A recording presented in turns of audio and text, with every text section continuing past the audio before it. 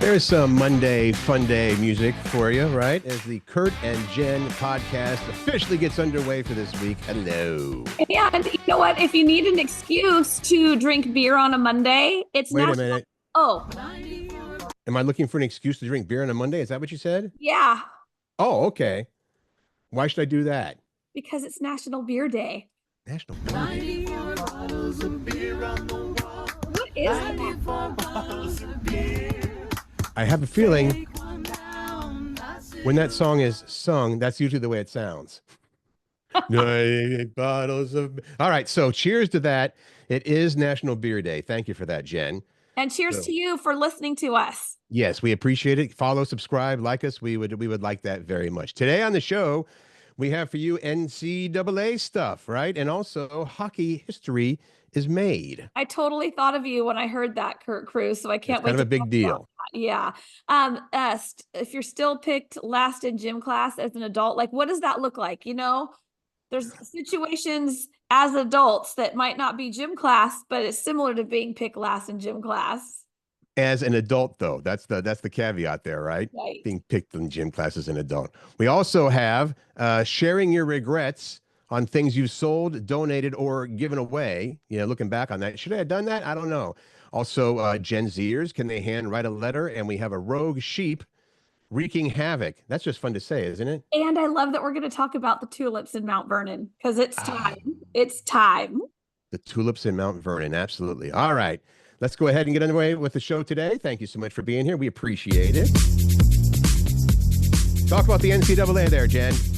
Well, here's the deal. The men's tournament wraps up tonight, 5:50 p.m. with the Florida Gators taking on the Houston Cougars in San Antonio. This is a perfect excuse to drink beer, right? A big basketball game. And then yesterday, the women's tournament wrapped up. UConn easily beat South Carolina yesterday in the final game, and that is their 12th title, making them the winningest team in college basketball history.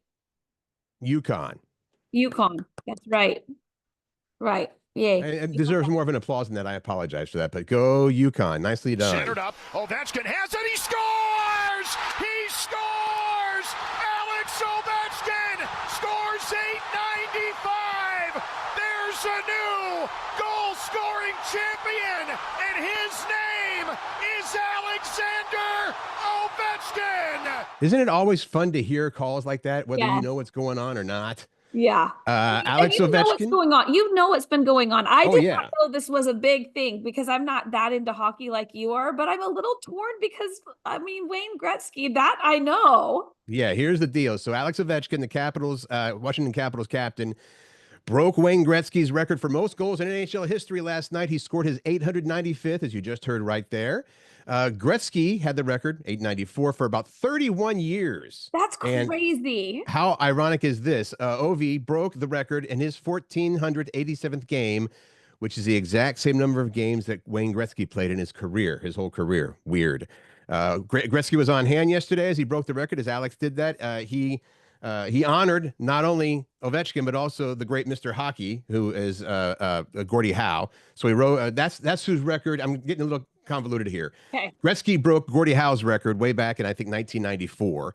So he wore a number 9 pin on his jersey for Gordie Howe, and then he was there to congratulate Ovechkin, and he said, congratulations. They asked Gretzky, what did Gordie say to you when you broke his record? He's like, I don't remember exactly, other than he said, I'm proud of you. So you might think that when your record gets broken, people be like, oh man, I'm bummed out now. But it turns out everybody was rooting for Ovechkin to do this, and that's a pretty big deal. Well, and did you already mention Wayne Gretzky said that records are made to be broken, and so yes, so he's not. That's how this goes. Yeah, there was, I guess that is. You'd expect somebody to be upset, but nobody was at all. Everybody was like very happy about this. And I know you hate when I ask you questions and you're not prepared for them, but I'm just going to ask. I'm prepared. Is there anyone that's close to that record, like that could break? That I could break it in our lifetime?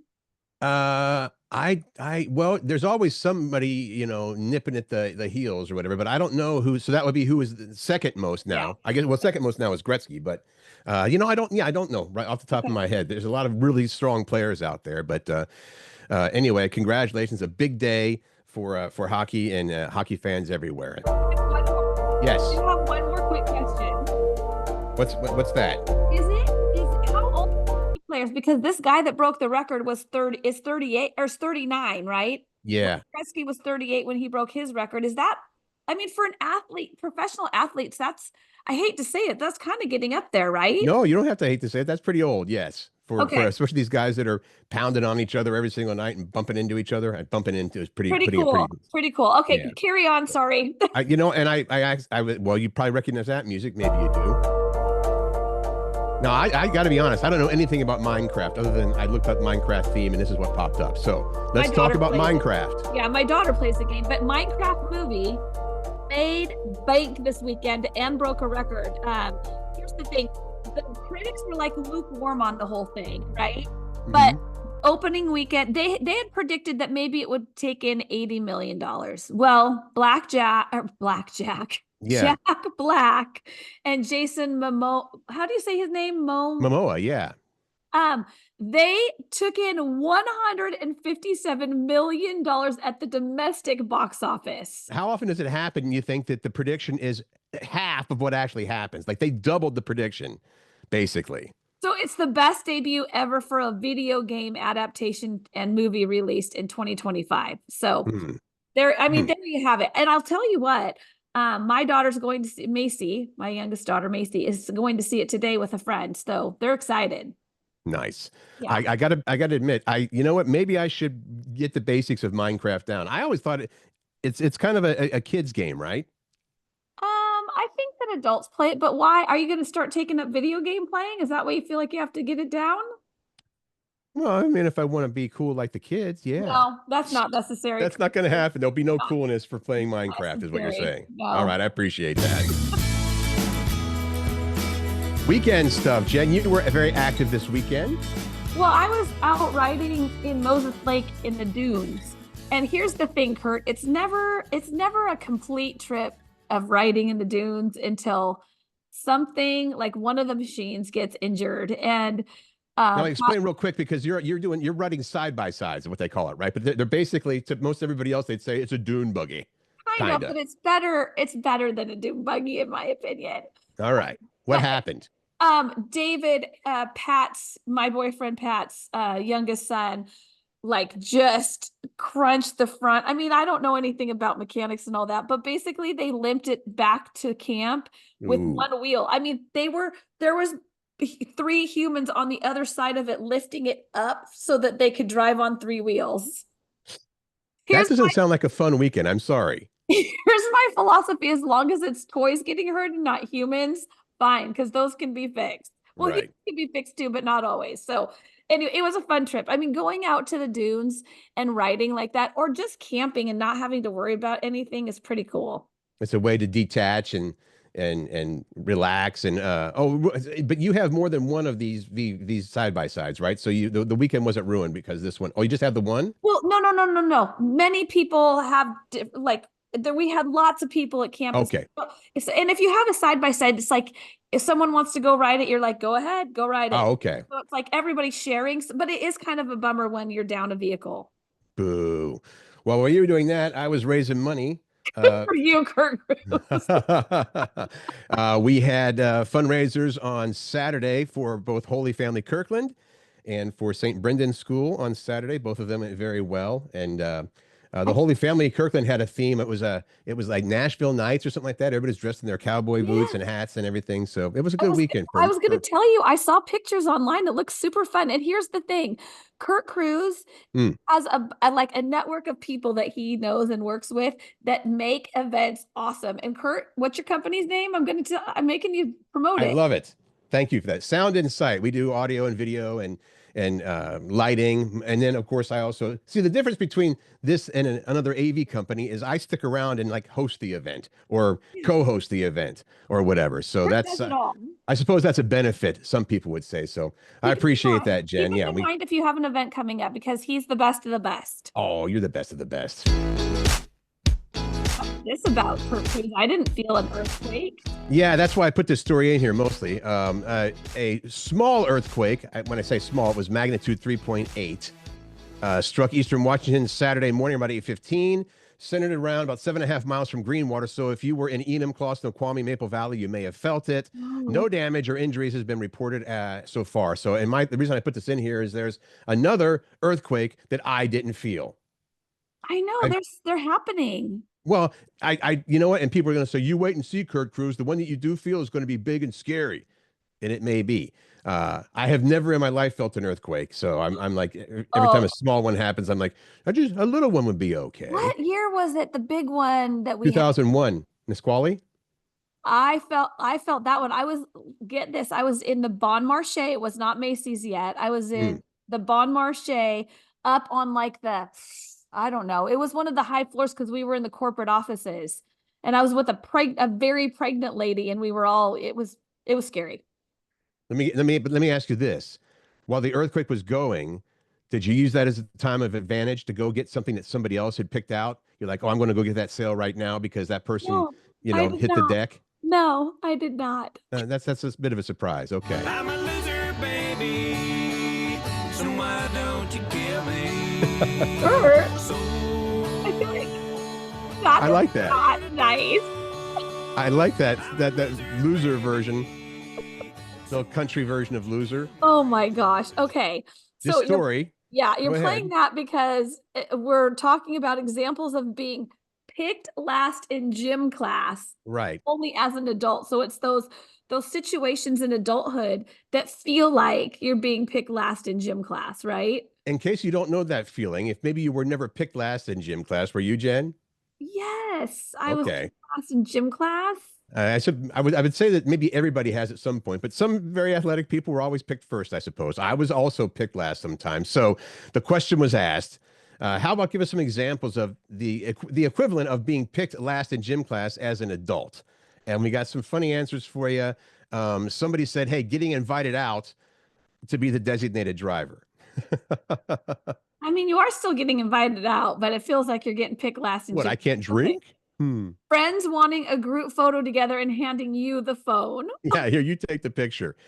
People talking about party plans in front of you, but not inviting you. That's just mean. That's rude. You just don't do that. Also, everybody going out for lunch at work, but not asking you to join. Oh, that's happened to me.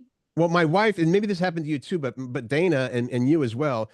Sometimes she gets hurt because all of the people will say, well, let's go here, let's go blah, blah, blah, blah. Well, she's the manager, she's the boss, as were you. And so I think sometimes it's like, well, we can't, I would say include everybody, but it may be because you're the boss. They're like, we can't have the boss go along. Finding out friends went out on the town without calling or texting you. Oh.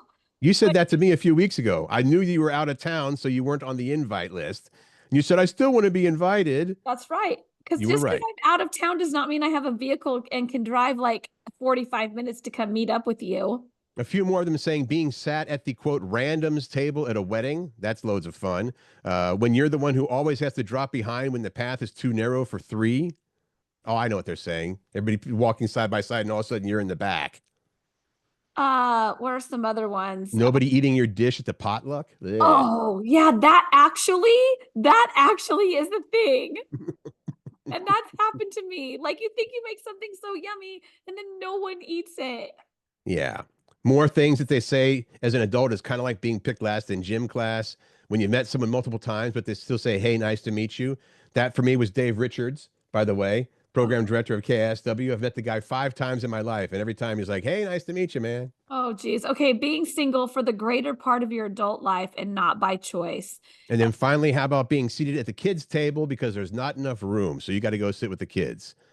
Sometimes, though, you might like, you know what, I'd rather be at the kids' table with you losers instead of you losers. So, all right, appreciate those. Those are a lot of fun. Maybe that'll be a question of the day someday. I don't know for sure. All right. My baby just wrote me a letter, but she wrote me a letter. All right. I'm someone that's going to say hi. Pat just got up and he's at the house and he's like, I don't want to be on camera. That's probably a good choice. He's a good looking dude, but I would agree if I just woke up.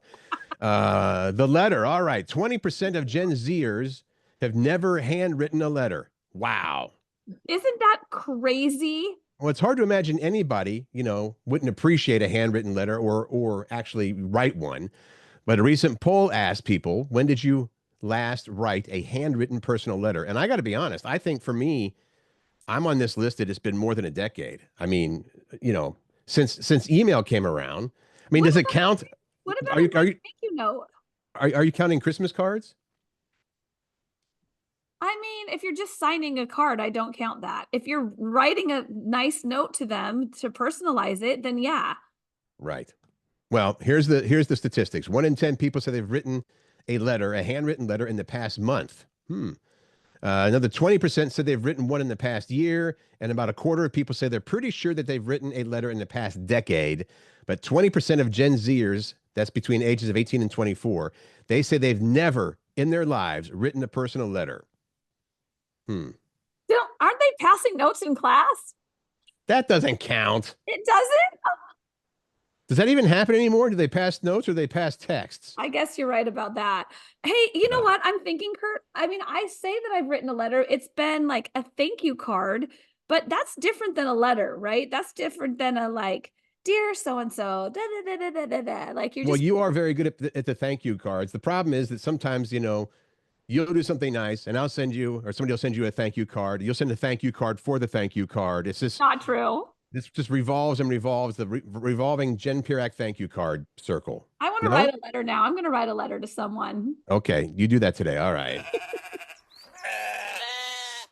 Why? That may have been the sounds you heard if you happened to be in Squim on Saturday night. Squim, Washington. 5 sheep. I know this is small town news, okay? But there's a reason. 5 sheep created a traffic hazard after they were found wandering near Squim on Saturday night. The Clallam County Sheriff's Office said a neighbor helped herd the sheep off the road until deputies arrived because they were blocking a big part of Kitchen-DickRoad. I mean, let's just talk about the road name right now. Don't you think that's why I put this story in here? Curt Cruz, you just wanted to say Kitchen-DickRoad. Guilty. That's awesome. I thought it was a funny story about the sheep as well, but it was an excuse. But they're safe. The sheep are safe. No one died in this occasion. Where did it happen again? It was on a road there in Squim, I thought. Yeah, it was in Kitchen-DickRoad. Oh, thank you for that. All right. Mega Millions. Yeah, you think you can buy a ticket for $2? Well, you can't anymore. Starting tomorrow.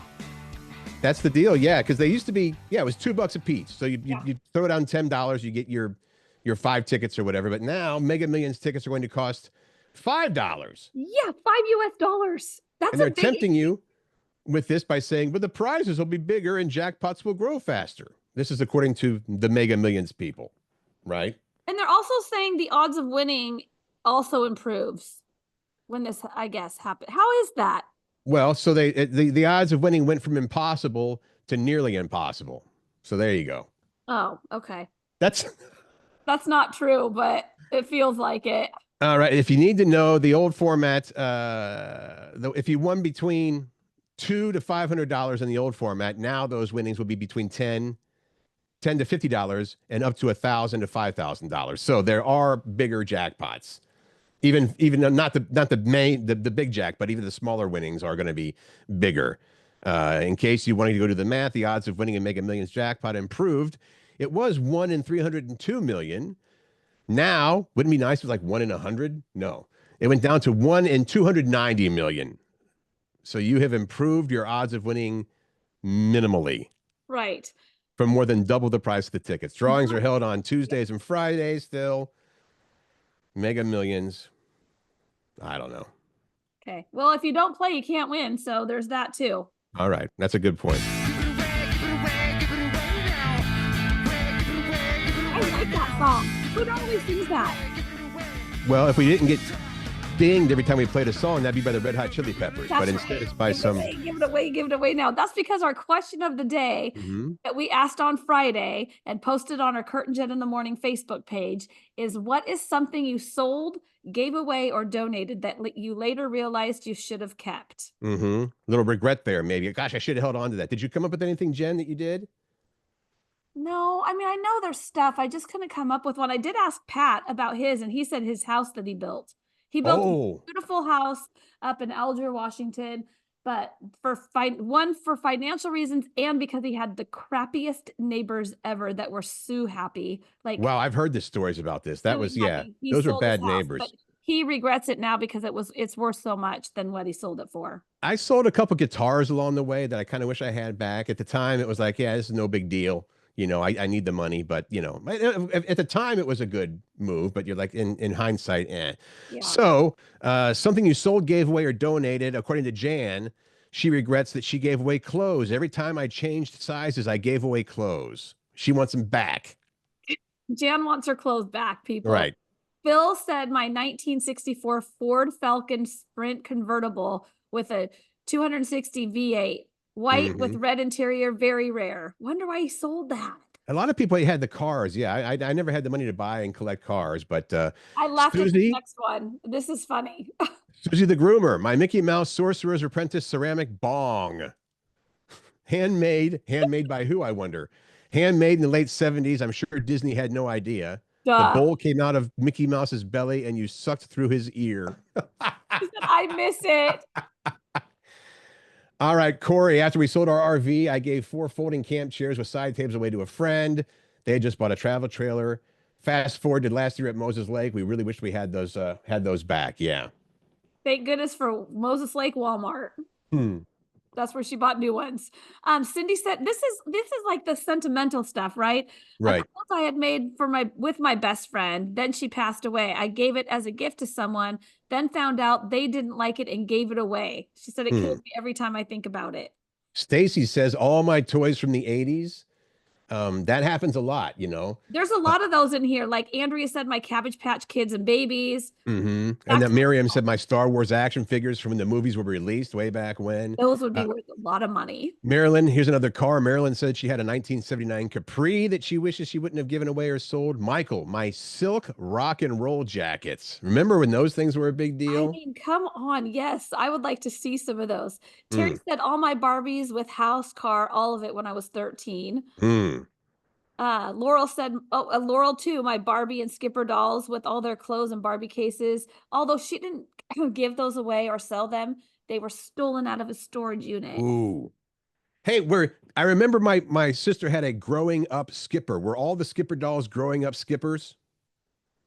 I think so, because she was the younger sister or cousin or something. I had the Skipper doll where when you cranked her arm, her boobs grew. That's the one. Growing up, Skipper didn't get any taller, I don't think. That was all that happened. Just boobs. I would crank my arm all the time when I was a teenager. It's not working. It's not working. That's hilarious. Eventually it worked, though. Eric said my comic books, he sold his comic books for tuition money. And then Jenny had an autographed Russell Wilson football. It was pretty cool. I thought I would never get anything for it, but I should have kept it. There you go. There you go. Love those answers. Thank you All for the things that people participating in gave our away of the day. sold. Yeah.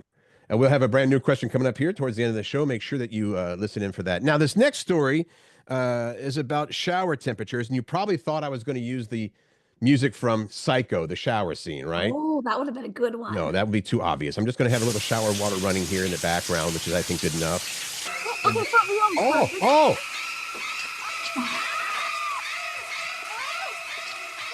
I couldn't resist. All right. What temperature do you like your shower? This is about preferred shower temperatures. Do you like it scalding hot or do you like a nice cold shower to wake you up? I think I know the answer. Go for it, Jen. I like mine more on the hot side. What about you? Probably medium warm, I'm a fair-skinned person, and I think maybe that helps, or that leads to this as well. I don't want to come out with my skin all red because I was just going to say that. So I think I like my shower pretty hot. It is nothing compared to Pat. Oh, wow. Boyfriend Pat. Kurt comes out of the shower and looks like he is sunburned. Wow. Yeah. That's crazy. It is crazy. So here are the breakdowns. About 44% of people say that they do like it roasty toasty, which I guess is the hottest option. About a third of people said just warm is good. Wait a minute. 10% said fiery hot. No. So roasty toasty is like on the hotter side of warm. Yeah, I guess that would be, I would call that normal. Hot, not sunburn right. Okay. 10% said fiery hot, 8% said lukewarm, and you've got the 3% of crazy people. They take their showers cold. I mean, that's kind of like the cold plunging thing. Yeah, but you do the cold plunge once a year. What is that called? The No, you don't. The polar plunge? polar plunge, yes. No, I don't do that at all because I don't like to be cold. But it says that, I mean, they do say that it will boost your immune system. It relieves your muscle soreness, reduces migraines, there's like good things when it comes to cold plunges. I do not do them. And in case you're wondering, from dermatologists, the ideal shower temperature is between 98 and 105 degrees, which means that's lukewarm. Really? I think so. Well, I think I you know what that would be? I would have a hard time telling. I think the last time I was in like a hot tub, they had it around 105. Does that sound right? I don't know. So either way, now you have the knowledge. You can do with that. Use it as you see fit. This is sad to me. So Elton, did you know this, Curt? I did not know this. That Elton John cannot watch his sons play sports anymore because back in November, he had shared that he lost eyesight in the right eye because of an infection, and now his left eye isn't any better. I did read about that, and I thought they said it wasn't going to be necessarily a permanent thing. So I don't know if that's, I haven't read the whole rest of all this story. I don't know if that's changed or not, but it hasn't turned around. It said, okay. Yeah. New interview. Yeah. Elton told a reporter he can't even watch his sons play sports anymore. I can see you, he says. I can see you, he says to the interviewer, but I can't see TV and I can't read. I can't see my boys playing rugby and soccer. It's been a very stressful time because I'm used to soaking it all up. It is distressing. He has by the way, he has a 12-year-old and 14-year-old. So they're right in the middle of like, all their sports things. I mean, he said he's, lucky to have the life that he has, but it's, it's hard not being able to see. Well, we don't have his age in the story here. It's not listed, but I'm going to say, is he 80 or more? Hey, Google. Not that that's Elton John. 78 years old. 78. Okay. Thank you. Yeah. Well, they just had a story about Roger Daltrey from The Who says that he's losing his sight as well. So it is unfortunate part of aging. And so things we take for granted, I think. Yes, that was the only sad story for today, I guess so. Through the tulips with me. All right. And if I kiss you Skagit Valley, perhaps worldwide known for its tulips. Right. Tulip Festival. The Tulip Festival has kicked off in Mount Vernon every year. And this is a serious deal. I mean, they have a website. It's like, are they blooming today or not? Are they blooming this weekend or not? So the world famous, fields of tulips and daffodils have blossomed vibrantly across Skagit Valley, and the Skagit Valley Tulip Festival is underway. I need to go see it. Here's the thing. This is Pat's neck of the woods because Pat lives in Cedar Woolley. So we drive from Mount Vernon and Burlington, and Pat hates when it's tulip season because traffic getting home for him is terrible.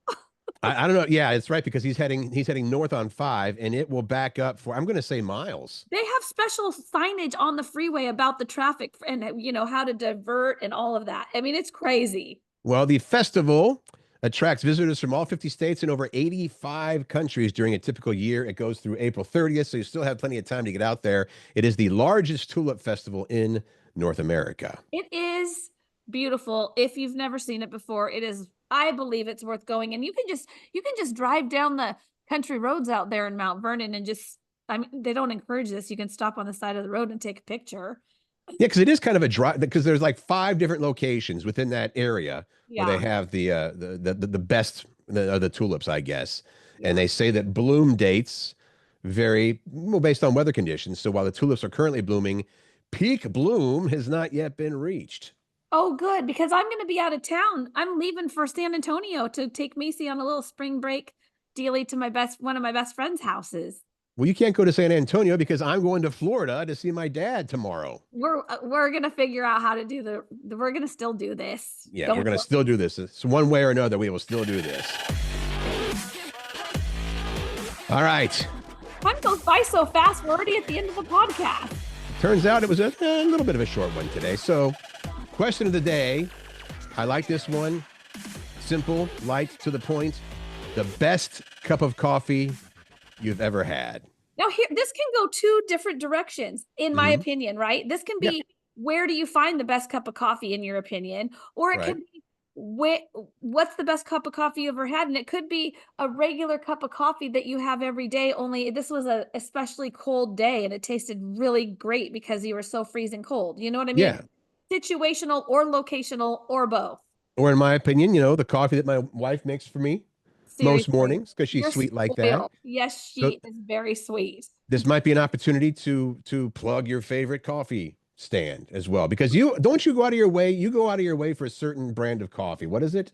Pioneer Coffee in Cleellum. I sure Ah, do. Pioneer Coffee Company. In fact, that's our tradition on the way there, and usually on the way home, we stop at Pioneer Coffee when we're heading that direction on I-90. do they have any more locations or do they just have locations there in Cleellum? As far as I know, they just have that location in Cleellum. Okay. Yeah. I guess So it's Free Plug Monday as well. How about that? so we get their beans, like we get the huge 5-pound bag of beans Hmm. so that we can use them in our espresso machine because, we got to save the US dollars and that's the way to do it. It's expensive coffee, but it's delicious. And making it at home, even if it's the right beans, is still not as good as having it there at Pioneer, right? We can make a pretty mean cup of coffee, espresso / mocha / whatever your little heart desires. All right. So let us know your best cup of coffee. That's your question for the day. We appreciate you participating every single time. We hope you have a great week. Thanks for spending your Monday with us, Curt and Jen in the Morning podcast. We're going to have a new episode on Wednesday. In the meantime, make good choices, find joy, spread kindness, and Laugh, people. Laugh. have a good one.